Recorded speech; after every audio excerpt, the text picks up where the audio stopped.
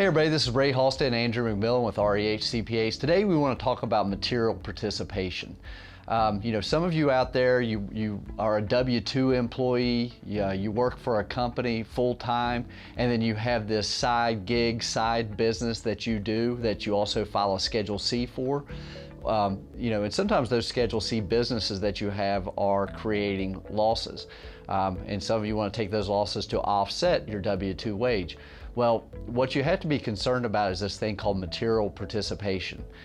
Andrew, what can you tell us about material participation and why those folks that are in that situation need to be concerned with that? Right. So material participation keeps your business activity from being wrapped up in passive activities. So you want to keep your business activity from being considered passive, because if it is passive, then the losses from that business cannot be used to offset other ordinary income. So in your example, that loss from that side business won't be able to be used to offset your W-2 wage, your earnings from another business. So if you get wrapped up in these passive activity rules, oftentimes those losses get held up, they're not deductible, and they just get carried forward to offset future income. And when we talk about passive activities, we're talking about businesses in which you're not actively managing or working in. I mean, think about something where you just kind of invested the money and you have a manager who's running the business, and you're just more or less, they're taking care of it. You're just kind of the money guy. That would be kind of a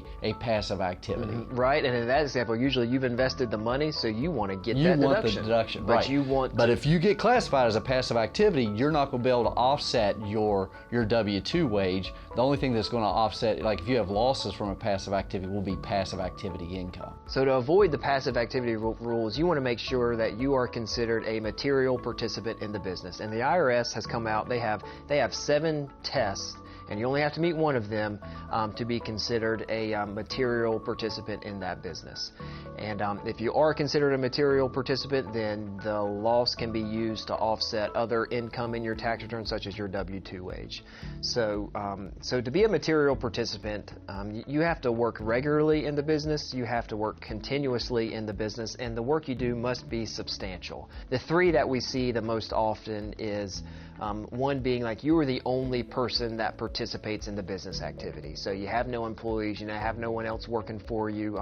You are the sole individual that is working in the business and producing the income and generating the activity. So you're going to be considered a material participant in that situation. Another common test that we see people meet is you participated regularly, continuously, and substantially in that business for at least 500 hours during the year. So that's another very common test that we see people meet.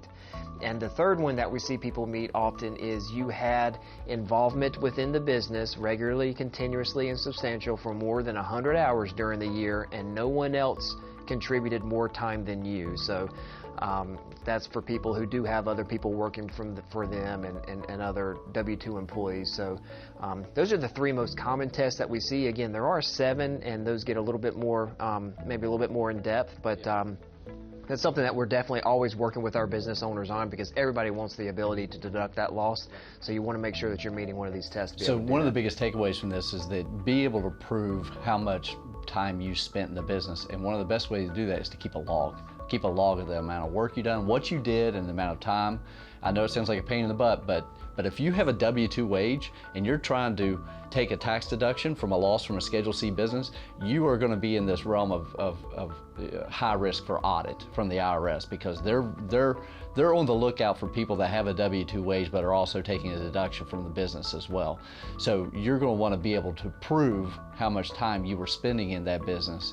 And one of the best ways to do that is with a log. It is, and that's like almost like, we deal with this a lot. We see people get audited for these things, and the first thing we're asking is like, how much time did you spend? How can we prove it to the IRS? And if you've got a log that you've kept on an ongoing basis, on Tuesday I did this, it took me this amount of time, I spent 3 hours, doing whatever it is for the business. Like if you can keep a log of how much time you spent, when it was, and what you were doing, the activities, that's really good evidential proof that gets the IRS what they need to move on. Awesome. Well, thanks, Andrew. So if you feel like you fit in this situation where you have a side business and there may be coming to question whether or not you are materially participating, and you want to talk with us about it, feel free to give us a call. We'll set up an appointment and help you with that. Thank you.